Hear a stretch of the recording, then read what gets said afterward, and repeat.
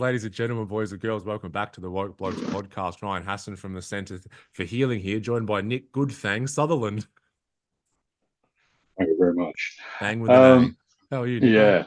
yeah, I'm great. We're just sitting here shooting the shit, shooting the We've been talking breeze. for about 20 minutes and we hadn't pressed Yeah, record yet. And we it's thought just we'd just about mid life and conversation and catching just press up, and record. just catching up and talking about things. And then it No just started thanks. It started working its on way. golf, as it Mm, normally does, and then it's weaved what? its way into many other realms. It has, and I just thought, well, there may be some interest in what we're talking about. People may resonate with it or And if be not, turn thinking it about the off. same thing. Yeah, just Fuck yeah. turn it off. Yeah. I was thinking the same thing, and I thought I better not say that. Let's just get aggressive and alienate our audience. All the Finnish people are turning off as we speak. Apparently, they're the happiest Fuck me, fuck people ever. you. Yeah, That was a little bit more Chinese than Finnish. How do Finnish people speak? I don't Do know. they finish their Just one. sentences? Oh no, I knew that was Oh coming. no. Oh Knew no. that was This isn't coming. what we were talking about at all when you said That's press not. record. It was really good. So we're talking about inheritances and Eastern culture. They look after their parents. The parents come and live with the kids. It's an honor to look after your parents. Western culture, it's more focused on what can I leave the kids and to hell with the parents, sort of thing, to stick them in a home.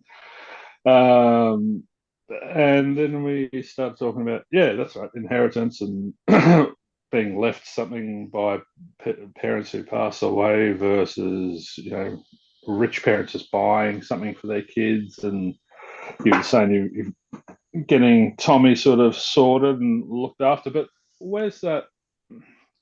I always think we need resistance. I had a dream the other night about winning the $200 million in the Powerball or whatever, the lotto sort of thing. And it was a really disturbing dream because and I spoke to Em about it. I'm like, it made life so much difficult, so much more difficult.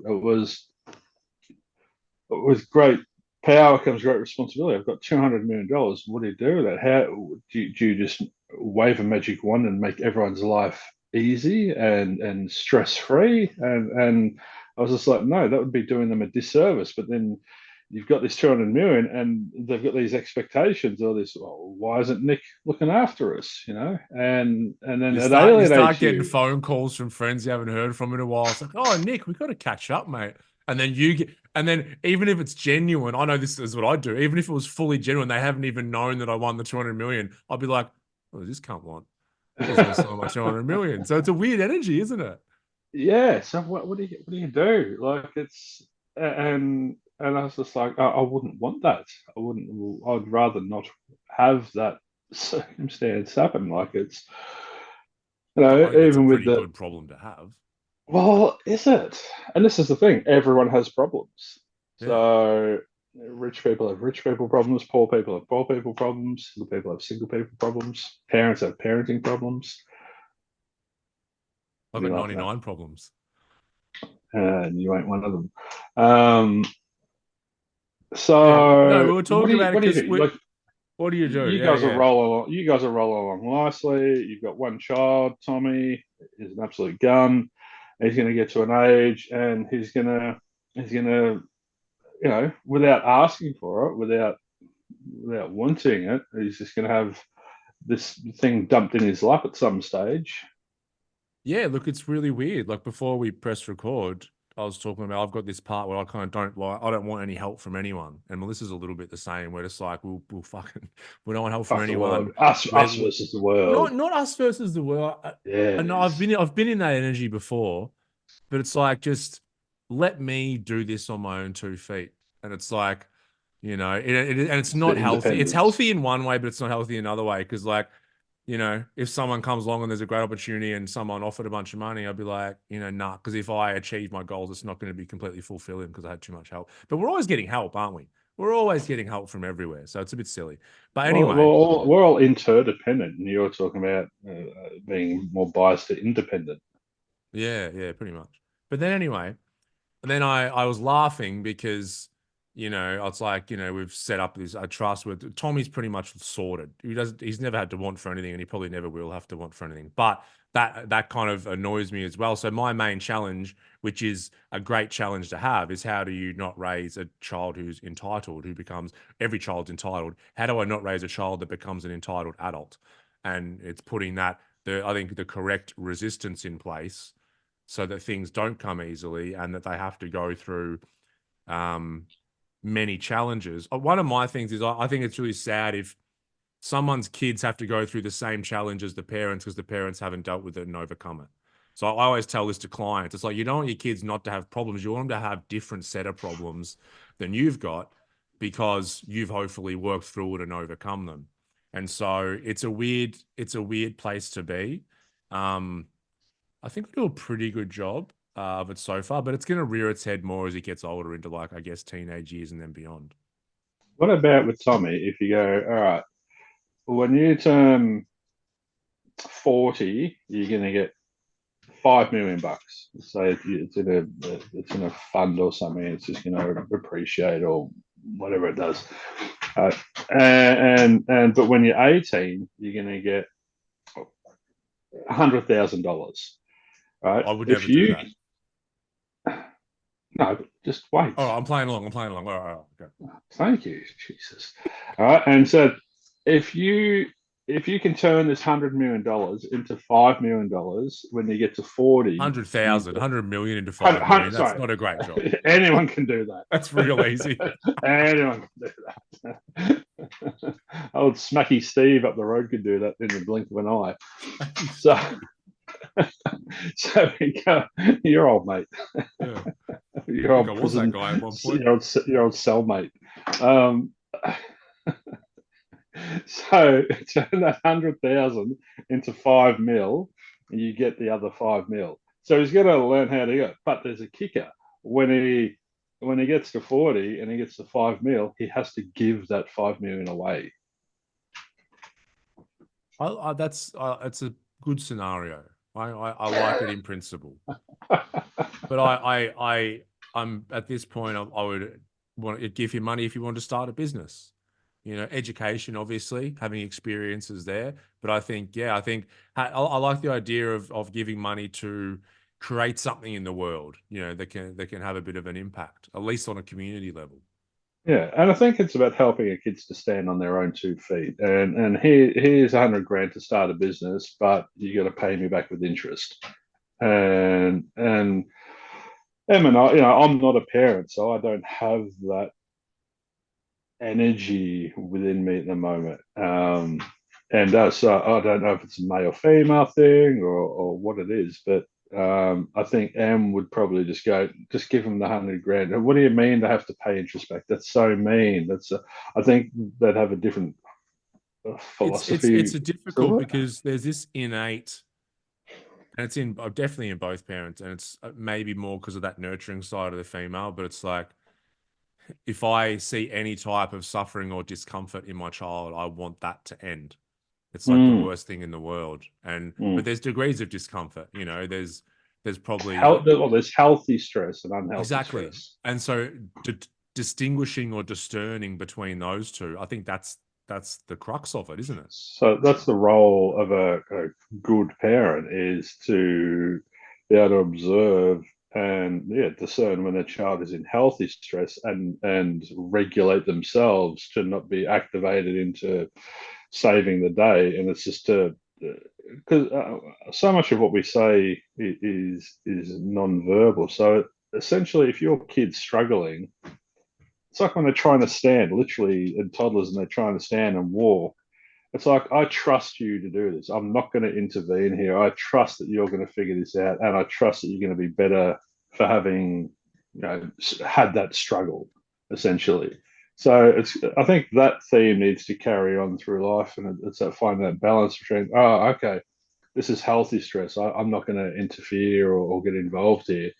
As soon as it turns into unhealthy stress, that's where I'm going to go and look after my little fledgling thing. Yeah, and it can happen in so many realms. One thing I try and do is if ever there's a problem, so it's like, oh, Dad, I need help me with this.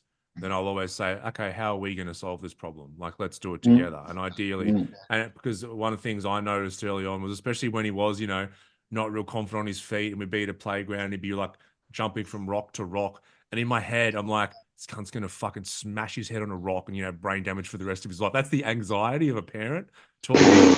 And so there's part of me that wants to go over there and just pick him up or help him hold his hand across the rocks. And then I have to sit there and go, mate, he's without him, if he falls off, he falls off, and that's how he's going to learn.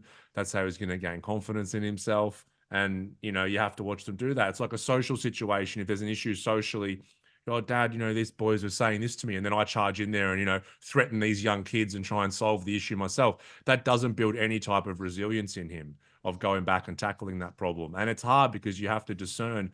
Like I said, it's so strong wanting their suffering to end because they're like their it feels like their health, their happiness, all of this kind of stuff is just way more important than your own. And mm, so there's part mm. of you that wants to jump in, but then part of you that also says, "Hey, they need to learn lessons themselves." And I think I'm reasonable at that, because I know that Melissa has that really nurturing side and wants to help them and everything. So I think in the relationship dynamic, you have to try and balance each other out a little bit as well. Because D. Martini, one of my favorite teachers, says optimal growth happens at the border of support and challenge. And it's like we need equal amounts of support and challenge to grow, and that's in nature. Plants and everything, that's how they grow most optimally. And so too much support, then we become dependent, Mm. and too much challenge, and we have to become precociously independent far too much. Well, either way, too much support is going to retard growth, and too much stress is going to retard growth as well. So it's finding Yeah. that optimal sweet spot. And I'm just really trying to learn, and we're experiential learners, and unfortunately, I'm never going to have that experience of feeling like that I am a parent and have all those chemicals and everything. So I'm doing my best to try and learn without the visceral experience of it, because it's important. But with them, she's been the kids' primary caregiver, raised them primarily on her own, and has done a stand-up job of it. They're amazing kids, but it's interesting because she sees them struggle and wants to intervene, but I see her struggle with them struggle, and I want to intervene with her. And I'm trying to, just be more hands off and just let her be in her mothering nature and not try and tell her how to parent, because who am I to come in and tell this woman who's done an amazing job what she should be doing. But because I'm objective and, you know 4 years fresh on the scene, I do have some objectivity as well. I do see things a little bit differently, and there's a lot, and it's just figuring out. Like, we've got, Ava coming back um, from Canada later in the year, and she'll be living with us. And last night, and we're talking about it, I'm like, okay, so she needs a car, and Em goes, well, we'll give her some money for a car, and I'm like, hang on, but she sold a car to go, and no, it's not about that. It's all right, okay, yep, let's give her some money to put towards a car. And I said, oh, and I guess she'll be living with us. And I was like, yeah. I said, do we charge her rent then if she's trying to save to go traveling? And it's just this figuring it out as you go to find that sweet spot. We don't want to just her to come back and have absolutely no stress, but we want her to come back feeling supported too. So, Yeah. So you're trying to discern that right now as that's happening. and Isaac's just come back, and he's trying to find a rental for the first time. He's got no rental history, which is all that they want for you to be able to have a rental. So Em's like, well, I'm going to have to be on the application. She's spending hours and hours and hours filling out all these rental things that he's going to go and then look for. And I'm like, but he learning how to do it? Even if he can't, wouldn't be successful in getting the application. I don't think it's about that. I think it's important for him to go through the Mm. application process at least, just to learn the process. And she's like, "Oh no, but it's just easier if I do it." I'm like, there's the Mm. there's the problem. If it's just easier, then that's where she tends to take over and like, no, we've got to stand back and let him struggle a bit. I can't get out of my head that you said because I'm fresh on the scene. I just imagined you when you first got together. You walked in and Em's introducing you to the kids. Like, yo, I'm Nick. I'm fresh on the scene, and they're like, "Whoa, it's a cool dude here." Yeah, I The had my hat on Fresh back to front. Fresh Uh, Prince and McKay. Had your hat on backwards? Not anymore though. You've yeah, grown up. You've matured. Only I have immature children have their hat backwards when they're 39. 4 years fresh on the scene. So yeah, I think it's so interesting, and it's constantly, we refer to it as doing the work. That's You've got to constantly keep turning up and being present for yourself and being mindful of those tendencies and when you're getting activated and when you want to run over and do it all for them, and you've got to intervene with yourself and practice restraint, practice discipline, practice cultivate patience. And so you're working your ass off over there while they're off there struggling. So everyone's struggling to some degree. I'm struggling to not take over, and they're struggling to figure things out. But that's healthy. That's really important. Yeah, yeah. Yeah, making me think of a lot of people I've spoken, like family members of people in addiction and everything as well. That enabling piece that people know. It's like sometimes too much support isn't the best, but then the other Mm. side of that isn't the best. And it's such a hard thing that we'll never fully get it right. We'll be in this place where we'll probably offer too much support, and then ideally we try and rebalance. Then we might dip the other way, and we're always trying to find that, and it's hard. And I think it's an internal thing as well. It's like how much are we supporting and challenging ourselves, or the listeners who are on now who have stayed with us despite me saying fuck you at the start. Congrats on that. How much support and challenge is in your life? I know as I've learned this stuff the last however many years. I'll know that I might be ready to take on a new project or a new challenge when I feel like the support is maybe a little bit high and the scales are kind of like this. Whereas if I was already experiencing too much, this is what I do in the past, too much challenge in my life, like too much stress and things going on, then so let me take on two more projects, then I'll get even more out of balance than I already am and most likely burn out. So it's important to know that we've got these scales internally happening all the time. I was feeling that last year, and as I said to you last episode, when at the end of the year I really reassessed things and recalibrated, and I'm learning to leave things as they are, because I running Myndfit, it is just me. I am just one person, and when I said I go fast very slowly, I've got so my mind is so creative, and it comes up with all these things, and I can't keep pace with all of that because it's just me. If I had and I look at your business and what you've created, and the success that you're having in terms of growing and developing and whatnot, and you've got people in place there, and you're all sort of in the one vehicle going towards the same destination, and I continually reconcile that I don't have that. It's just, and so I've got to keep coming back to being content with what I'm doing, and I am enough, and what I'm doing is enough, and what I'm creating is enough, and it'll grow naturally and it'll evolve, and all that sort of stuff. So it's just a constant. That's my practice, And it's every day. like you said earlier, just a different set of problems. I remember back when it was just me and Malin, we were doing stuff, and I'm like, I wish we had people that could do A, B, and C, and then you get people on, then you literally are freaking out that they're going to fuck something up or say the wrong thing to a client. I'm like, we're working in the mental health space, and then it happens every now and then. You're like, I knew it. I knew this is up. Let's fuck everything. Fire everyone. It's like just a different set of problems. And then people need time off, and paying super, and there's all this different stuff going on, and yeah, different set of problems. I've got a great problem at the moment. I've got all these clients who have just gone and study, wanting to come on board and be mindfit practitioners. But I've got Dan, and Dan's just about to have a his partner's about to have a baby, and I'm like, well, and then I'm about to go back to Vic, so I scaled down to two days a week with clients, so the rest of the time I could be doing property stuff. But going back, I'm going to need to vamp back up to 5 days, or maybe four. We'll play golf on a Friday, and Yeah, screw you, Mindfit clients. Let us play golf at yeah, least one day during the week.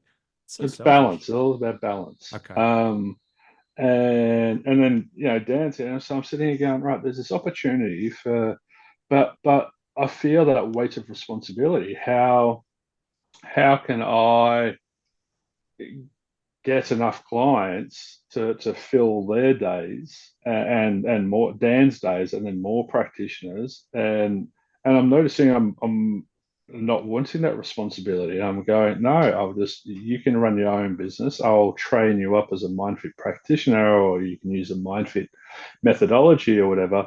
But I can't. I'm just one person. I've got responsibilities with them and the kids and my family, and everything. I'm feeling I don't want to be responsible for four or five other people's families as well. And I think what you've described there is so important for people to hear is that there's always more options than we think there is. There's always like you Mm. might think, well, okay, well, I'm meant to bring practitioners on and then I have to get them clients because that's seems like the logical steps that happen in a process like that. But we can normally always just step back and go, no, no, that's not actually what I want for my situation. Like someone might go, well, I want to start a business. I'm sick of having a boss and blah, blah, blah. And they think they have to then go all in. They have to take out a loan. They have to invest X amount of money and they've got to grow it in steps. It's like, maybe not. Like maybe you should get a franchise, which is something in between. And maybe you should have a side hustle that you do just after work and maybe do one day a week and transition from there. Or maybe it's something completely different, but there's always many more options than we think there is in not just like work life, but that could be personal life, in social life, in anything. Well, it's the fable of the Mexican fisherman, isn't it? Oh, here we The go. I'm sitting back, Nick. Fable me. Oh, haven't you heard this one? Do you want me to read it verbatim, or do you just want me to? No, I want your interpretation of it. No, it's going to be terrible. Um, it'll be like, yeah, no. Mexican fisherman. Uh, so an American investment banker was at the pier of a, where is it? Come on, there it is. Was at the pier of a small coastal Mexican. Oh, these I don't know why people do these ads on their website and make it all go all over them, and you have to close That this, and affiliate revenue, mate. That's why those backlinks and affiliate revenue. It's they not think ideal for that you reading out your fable, though, is it? well, it turns me off from this website. I never want to go back to it. An American investment, it's like when you're watching a YouTube video and then an ad comes and you're like, I am never going to buy from this company because like it's having an adverse effect. Yeah, you just get paid. I'm having issues because I'm sick of the ads and I can't. It won't let me upgrade to the paid account. I'm like, come on, YouTube. Like, I want to pay for no ads. Let me.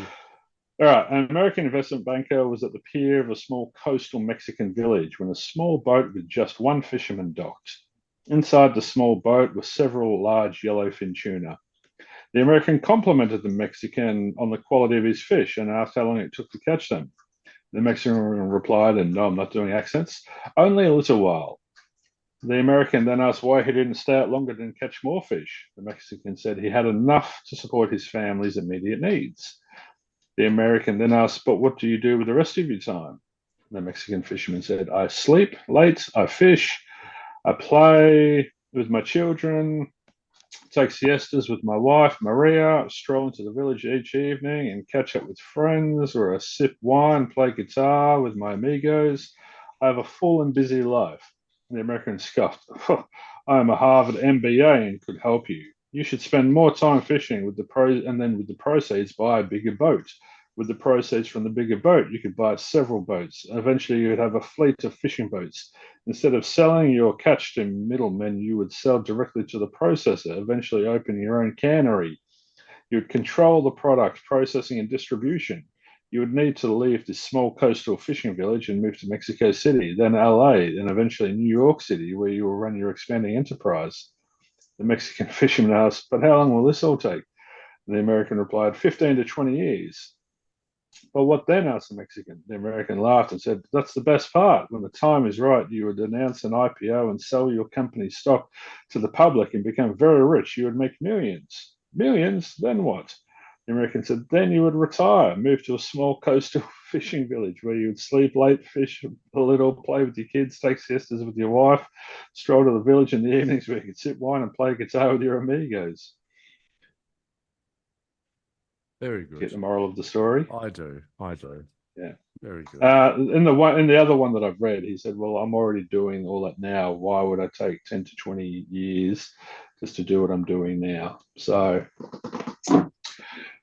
yeah, there's no right or wrong. It's just about making those mindful choices and sitting with it. And I feel a strong desire to get this information into as many hands as possible. And I've spoken to you on many occasions about scaling the business and doing all that. But then I just keep coming back to I don't want to help others at the cost of myself.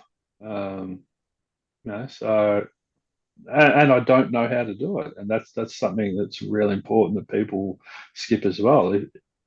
I don't know how to scale a business. I don't know how to market this product and get 50 more clients a week through the door. I love that it's organic. I love that people just email out of the blue and they've heard this from someone, and yeah. But so it's an interesting position to be in, Yeah, and I well, I don't think have it's to have the answer. no, and I think if you're a very organic man. We've discussed this many times, but I think if things grew unorganically, then it would be out of alignment with who you are as a human being, and that But wouldn't. maybe that's what I need too, though. Maybe I'm too organic. Maybe I'm out of balance in that area. Can I spray you with some GMO sprays and pesticides? Yes, thank you, Monsanto. Go for it. Hit me with your best roundup. I'll just rock up in a Uh, hazmat suit and just spray you. but that could be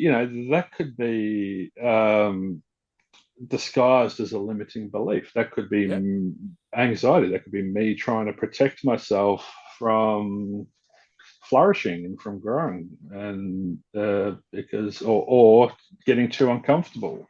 maybe. Like you said, the 200 million made you uncomfortable, and like, I don't want that. Well, what if there's a similar little feeling and belief going around that if Mindfit was 4 times as big? That's the same thing. I'm a simple man Yeah, with me simple too. needs. I was reading this article. We Em and I went to go away for the weekend. We wanted to go exploring the gorges and whatnot, and we had to go to Gladstone to pick up Em's dad from the airport. And so I dropped off his motorbike to him. I rode that up there, and then we had to go to the mechanic just to get something checked out on Em's car. And it turns out the suspension needs some work, so we couldn't go a couple of hours away to the gorges Oh no. and everything. Well, when life hands you lemons, you got to make margaritas. So we're sitting at this Did you get your cafe. Gatorade the next day? I did get my Gatorade. So we're sitting there, and I said, "Honey, there's an op shop there. Here's $20. We've got $20 each. Go and buy an op shop outfit, and we're going day drinking." This was on a Friday, and then we're just going to get a hotel in Gladstone for the weekend and get room service and go to Gold Class Cinemas, and it's just it's going to be a very different weekend, but let's just wing it. And we did that, and it was awesome. Why am I telling that story? Why are you telling that story? I know I was going somewhere with it. Was it just Oh, because the that's right. plans changed? You got a So I got magazine this there? magazine. So I went to the newsagents and got this magazine. It's the Mind, Body, Spirit magazine. Right. Right? And we're sitting by the pool reading it. And have you come across Neil Donald Walsh's work? Yeah, yeah. Conversations with God. That's his book, I think. Yeah, yeah. So he wrote this article called the God Dilemma in here, and Yeah. he's written 40 books. 8 of them are New York Times bestsellers, and Well, a great article. sorry to cut you, yeah, but I've read that book a few years ago, and Yeah, I get a bit, like a lot of people, it's like he's saying, no, I didn't write the book, it's come through me and God. But I read it Ah. and it's actually great. Like it's such great wisdom, that book. I do recommend it. Well, he talks about God, but it's like not as in a religious deity. It's in a higher power, and he's just looking at the way humanity's going, and he comes up with this proposal. Let's create a new definition of the higher power. Let's define God as pure love, and let's agree that pure love needs, expects, hopes for, and demands absolutely nothing in return for the love that it is and that it gives. And so is just trying to get us all connected back to love. I think that's what's That's going that's on. a noble pursuit from Mr. Walsh. Totally.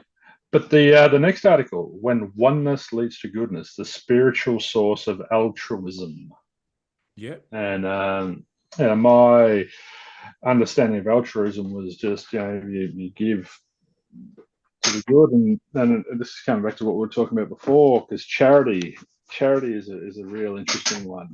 Um, if someone's poor and struggling and you just give them $500, is that helping them? Or it's the old give a man a fish versus teach a man to fish sort of thing. So how do we be altruistic? How do we help the world around us? How do we help others in a way that genuinely helps them and makes improvements long term instead of just quick fix? Is giving $500 for them, or is it for you? Am I feel good because I've given you $500, or do we spend a day teaching them how to build something or apply for something or whatever?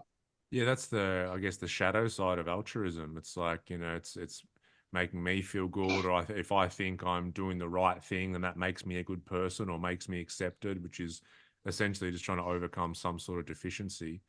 Um, yeah, I don't know. We recently donated a fair bit of money to Berry Street, they're a charity. We were looking for someone to align with because yeah, a lot of charities. We've spoken about charities on this podcast before. Um, aren't great with where the money goes, and Berry Street, that they help kids who've been through trauma, domestic violence, separated from their parents, drug abuse and the parents and whatnot. And we did a drive for them over Christmas to make sure that kids that absolutely wouldn't normally get any Christmas presents got some, not because the presents are great, but because they feel like they matter Hmm, over Christmas. Um, that being it's a said, beautiful thing. I always give money to, like, in Frankston, just all the homeless people outside Bayside and so on. Because I've kind of not, I was never fully homeless, but I know what it's like to be, drug addicted. And if people are with me when I do it, like, what the fuck are you giving him $50 for? He's just gonna go spend it on drugs. I'm like, good. Good. Have yourself a day. When I was in that situation, I'm like, oh, that would just be the best thing ever, if I got money for drugs. And it's it's like, not it's not about what I think you should do with this. It's about just go and make yourself happy, however that that's what looks. people go. They're like, oh, but how do you know he's not going to use it on drugs? I'm like, well, he can have it on what he wants. Oh, that's just a waste of money. That's no, it's not. I think I should take him shopping, and I think I have to watch him spend his $50 on buying lettuce and celery and carrots, and you know, is this for you or for If him? I was in his position, I'd just be like, fuck off, mate. Just go Yeah. keep your money. Just fuck off. um, yeah. That comes back to where we started. I guess it's like how much challenge is too much, for people, and we all have to go through it. I find a lot of people these days, there's such a movement towards a lot of these big hikes or cold exposure or heat exposure, and there's all that, which is, I Mm. think, because we're seeking out challenge. We never had to seek out challenge for the vast majority of our evolution.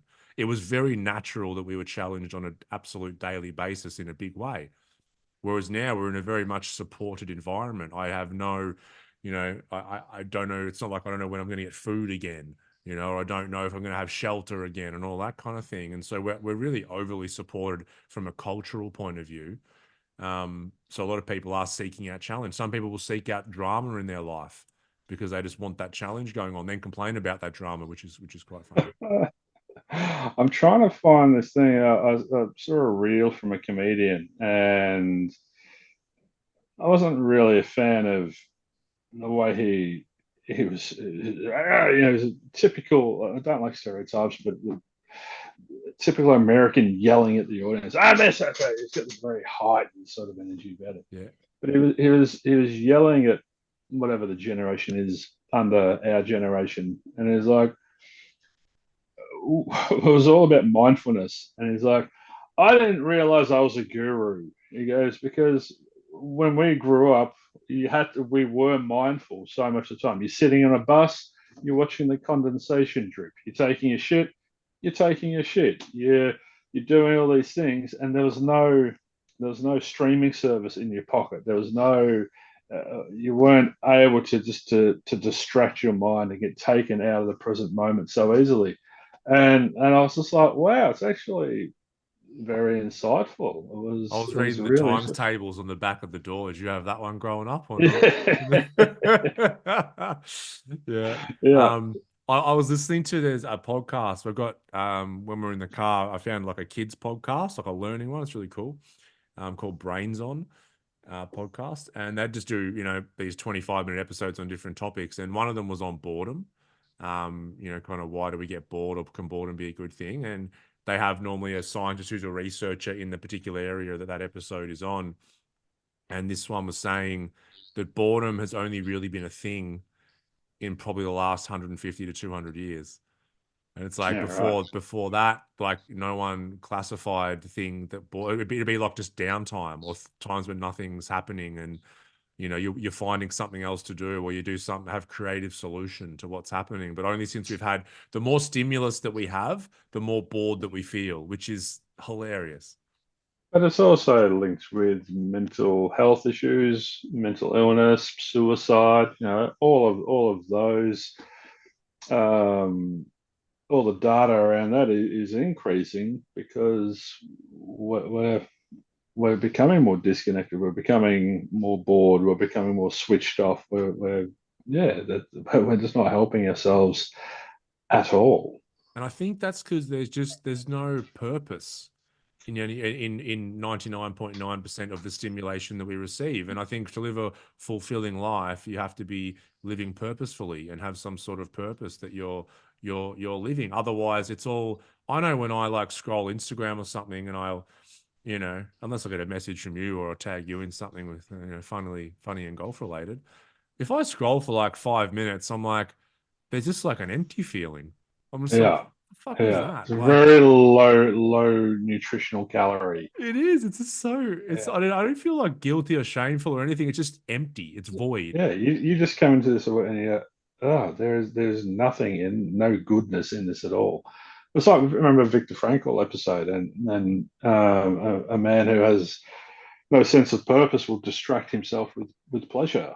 And that's, so everyone's going to their phones to get that dopamine hit to get some pleasure because they don't have something to attend to, something. And that's where many moons ago it was all about we got to build a house with our bare hands. We got to pull the tree down. We got to make the tools to then build the house. There was plenty of shit to We've got to keep you hunt. occupied. We've got to hunt to make sure that people get fed tonight. Otherwise, we start starving and dying. And yeah, it's like I've probably said this before on the show, but that the ancient Romans who they had no purpose, but they had the elite in Rome Yeah, had yeah, just yeah.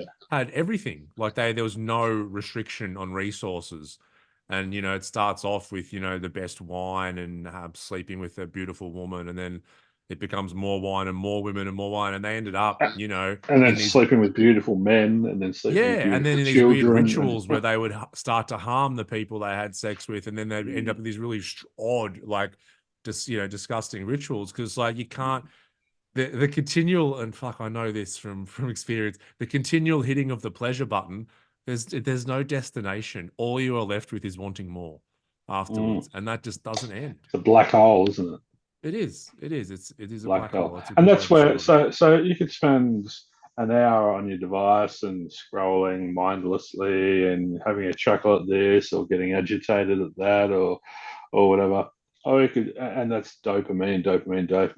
Or you could spend an hour building something or fixing something or getting your hands dirty with something. And that'll be a very different experience. That'll be that serotonin. It's not the instant gratification. It's a delayed gratification, which we're speaking about this over and over. But it's really important to keep coming back to, I think, because it's so easy to slip into those old on my phone things. And I had a client the other day, a young girl, doing one of our adolescent programs, and we were talking about her morning routine. She goes, "I feel so much better. I'm getting up at 5 o'clock and going for a walk, and doing all this. I'm exercising, and I'm meeting the day and reintegrating, as we've spoken about, mind, body, soul." And I'm like, "Okay, what's the first thing you do when you wake up?" She's like, "Yeah, I get on my phone still."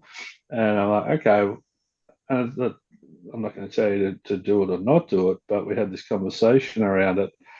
And so she said the same thing to you. She goes, I know I feel worse for it, and then I feel rush afterwards because I've just wasted, half an hour, and then I'm behind for the day, and it just has this ripple effect into a whole day. So she set this her homework, and she set this boundary for herself to exercise first, and then she's got this sort of half-hour gap between finishing exercising and going to school.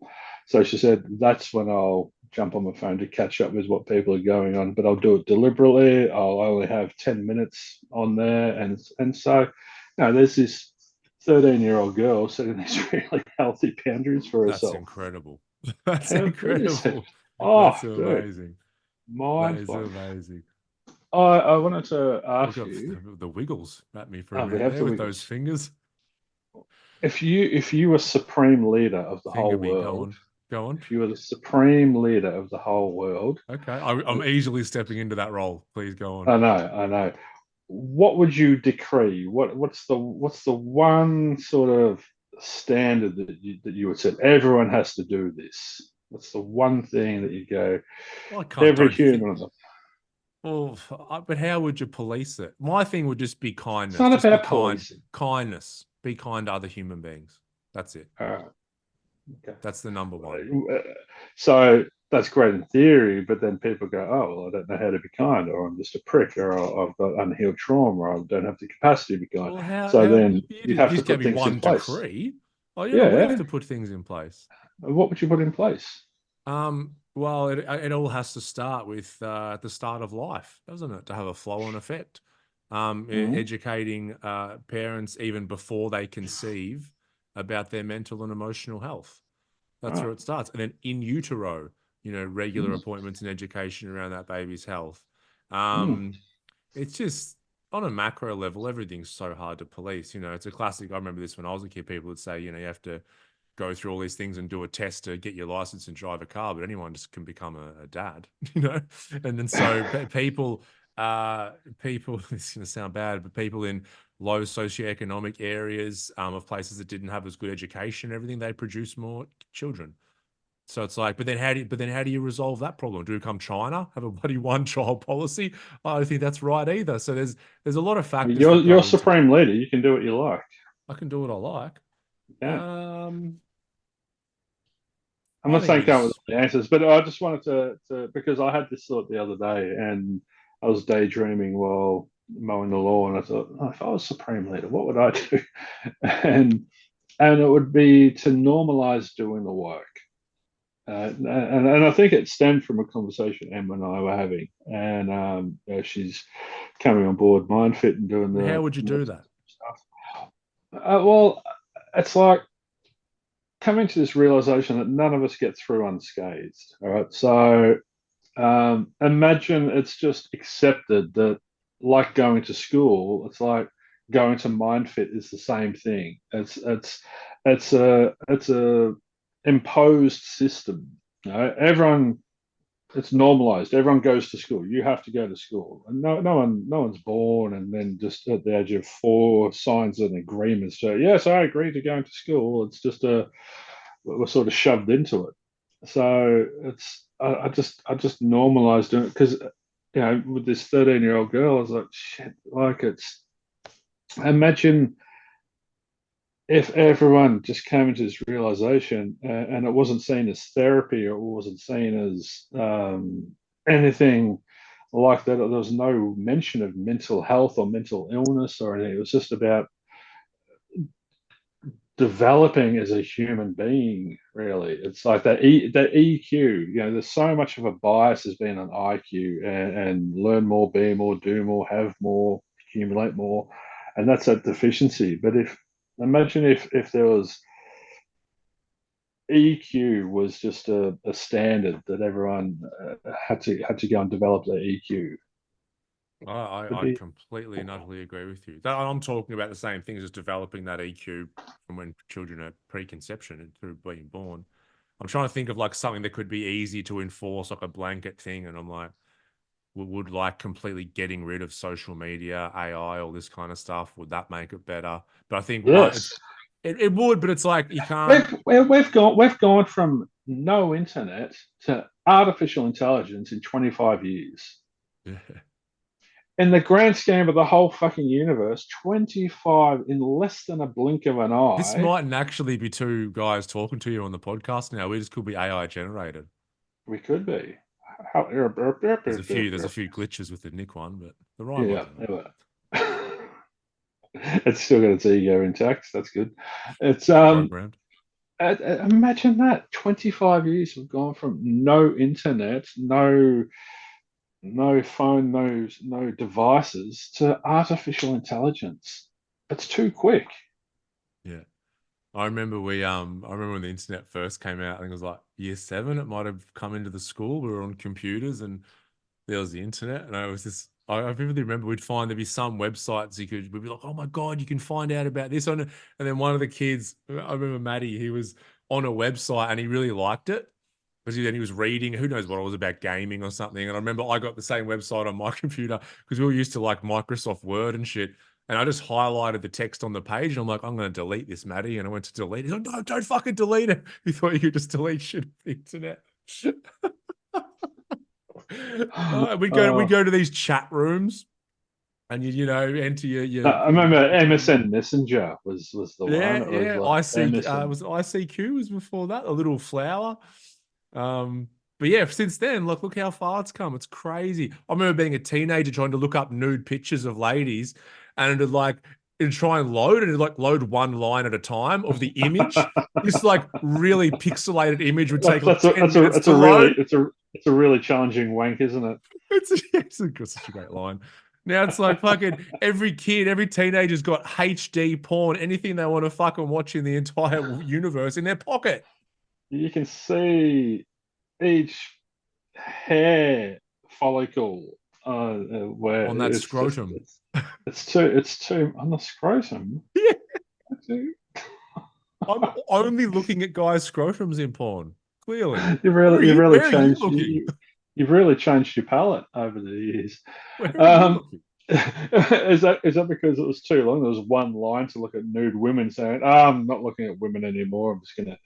Just scrotums.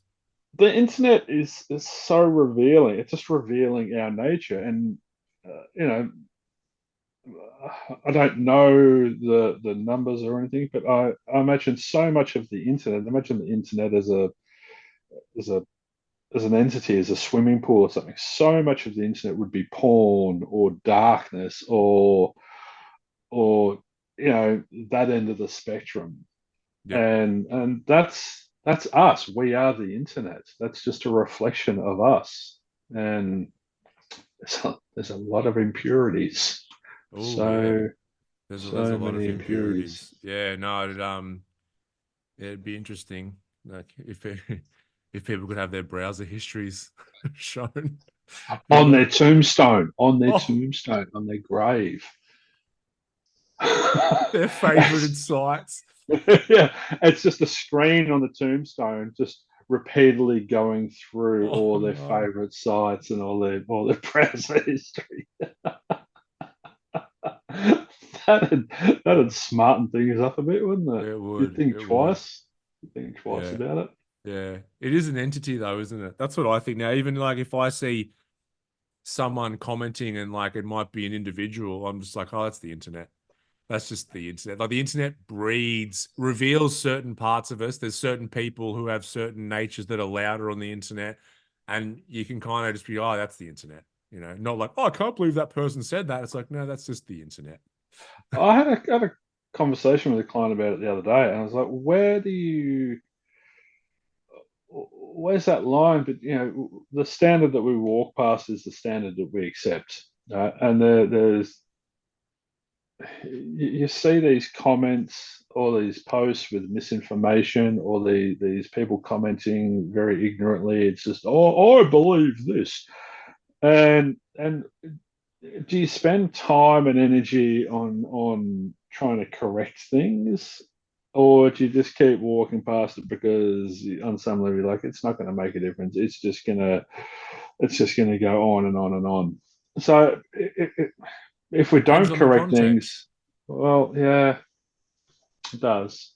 Like you spoke about, engaging in something that might have a detriment on you and your energy. And so for me, if I see people talking about something online, even if it's something that I've researched and looked at thoroughly, I won't engage. I'm like, that's not worth my time and energy. If I'm at a dinner party and that same topic comes up and people are going back and forth, I'll 100% engage and share my opinion. So it depends on the context. Well, it comes back to the thing you said ages ago. Is there anything that I can say that will change your mind? Yeah. And if the answer is no, great. Just don't even bother. Just keep going. But if the answer is yeah, but it's an interesting one because it's, and then who are we to say what needs correcting? And it just gets deeper and deeper. So, Yeah. Yeah. No, I think, yeah, I don't worry about anything on the internet that I think I need to contribute or change someone's mind on anymore. no, me neither. I'll just stick there. How did a kid fit down a tube that small with balls that big and get my Oh, 13 then 13,000 likes on that Nick made comment? a comment on a humorous comment on a popular, was it an Instagram reel? Yeah. And he got 13,000 likes on it. He's very happy about it. I'm not happy about it. It's hilarious. It's No, you still can be happy going. about it. It's great. What am I happy about? That's what It's actually, nothing. that's the part of the internet that makes me smile. Like sometimes I'll read some comments and I'm like, There's oh, some fuck, people are rippers, so funny.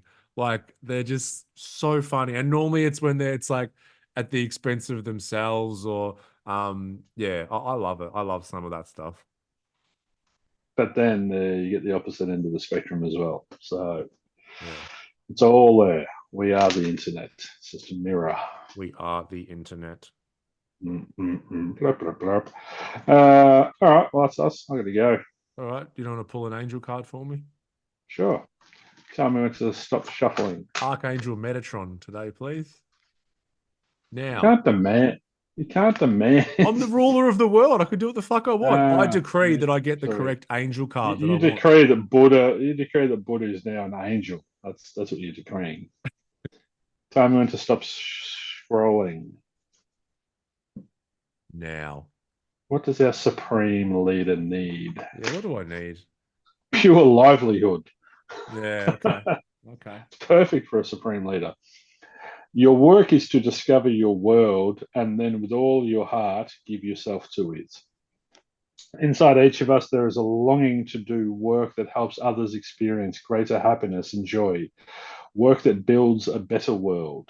Consciously choose not to harm others in your work environment and endeavor to find inner joy and job satisfaction in your employment. Know that the love you put into your work will inspire personal growth. Oh, wow. Okay. Employee of the month coming up. Can I work on those things on the golf course this afternoon? Would that be a possibility? Sure. I Okay. guess, yeah. Okay. Well, maybe that card was for me. Maybe I need to sit and dwell with my livelihood and where Mindfit's going. And I okay, think you do. Your own limiting beliefs, your own limitations you put on my yourself. my my my aversion to growing bigger and being not so organic. Yes. Yeah. You sit with that, okay? I will All sit right. with What that. did we talk about today? What should I call this episode? A tough wank. Okay. Watching us on a podcast would be a challenging wank. There's no doubt about it. Well, it's about optimal stress. Support and challenge. Yeah. Okay. Okay. I got Support it. and I got it. challenge. I got it. All right. When to help, when to hinder. Okay. All of the above. All right. Thanks everyone for tuning in. We appreciate you all. And we'll see Don't you all go in the fuck next yourselves. episode. Don't You don't listen go to fuck Ryan. yourself. I apologize for that. We love you. You're awesome. I